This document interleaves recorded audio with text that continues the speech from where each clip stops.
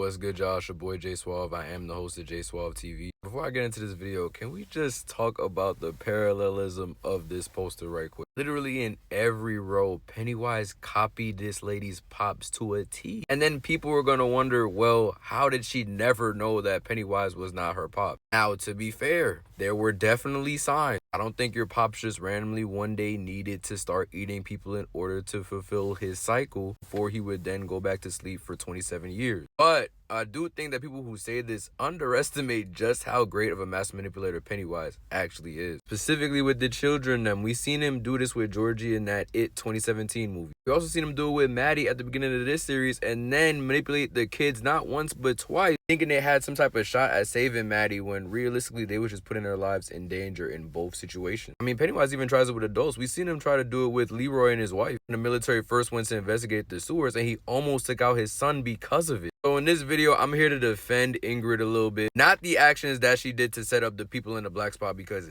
that is insane. I think people are misconstruing the true reason why she did all of this is to spend some time with her father, whose whole identity has now been possessed by the evil that is Pennywise the Clown. Before I get into this little quick yap session, y'all ain't that I gotta say all in this video. Y'all already know what y'all gotta do. Go ahead and like, comment, share, subscribe, do all those things. Let's try to defend the actions of Ingrid Kersh a little bit. This 7th episode of Welcome to Derry does a great job of establishing Ingrid's past in 1908, giving us some much needed exposition on her father, Bob Gray. Not only do we get confirmation of who Ingrid's pops is, but we learn that his wife passed away some time ago. See, in this early part of the episode, he's keeping a smile on his face in front of his daughter. He's very happy to see that she's adopting the identity of his wife when she was in the clown business as Periwinkle, and that she intends to work alongside her father in this capacity, which makes him happy. But of course, he's still sad his wife died. We see Ingrid trying to make him happy, and at this point, these two are all they have for each other. Here comes Pennywise, as always, to fuck it all up. The evil demon manages to bait her pops into the forest to go save his parents. Mind you, bro said he lost his parents, but he hears one scream and thinks that that's his mom. Before we know it, Ingrid sees the handkerchief that her dad was carrying around is full of blood. Bro is dead. Now, yeah, Bob might be dead, but as we can see here, Pennywise clearly took this man's identity. Down to his big-ass forehead. He really took the fake-ass forehead Bob was putting on and copied his whole flow word for word, bar for bar. All these things said, what Pennywise said in this episode could be true. Bob could, in fact, be living inside of Pennywise right now. Maybe that's how he's been able to adopt all his mannerisms over all these years and make it easier for Ingrid to actually believe that that's her pop, outside of the fact that he be eating motherfuckers now. Whether that's true or not, though, Pennywise is clearly able to copy his mannerisms, as we can see right here. Like, he's doing everything that Bob was doing in the flashback. After all these years, it's been 50 plus years, he still knows the routine down to the dime. And clearly from the last episode, we know that Ingrid and Pennywise have met each other in the past. She was baiting kids to come into this little lair so that Pennywise could feed on, thinking that that's where her father needed to survive, and if he could survive for even a moment longer, she would do whatever it takes to keep him around. But still, he's eating people with J Suave. Like, how do you not put two and two together at some point and realize that that's not your pop? Well, for starters, he is taking the direct appearance of her dad, 1. And 2, I think we gotta take into account when he came back into the picture after he died. I think we'll get a lot more of this fleshed out in the 1908 timeline, and shout out to Andy Muschietti and them showrunners for not giving us all this information in this season,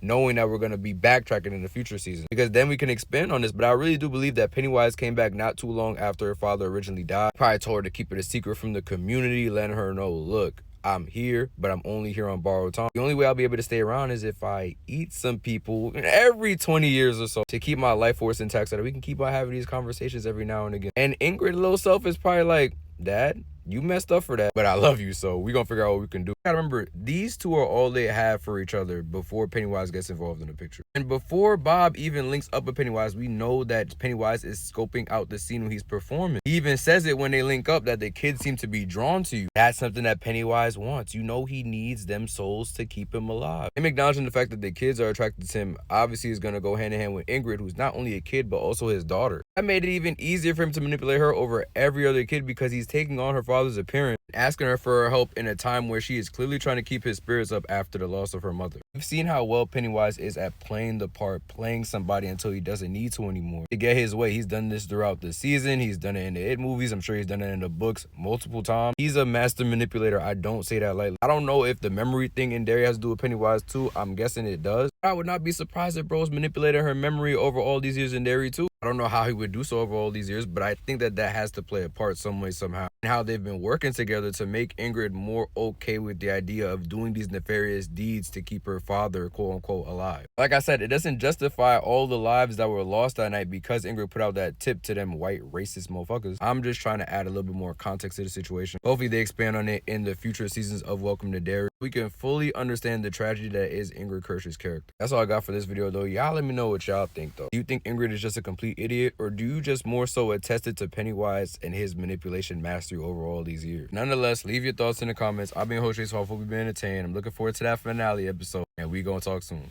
Peace, y'all.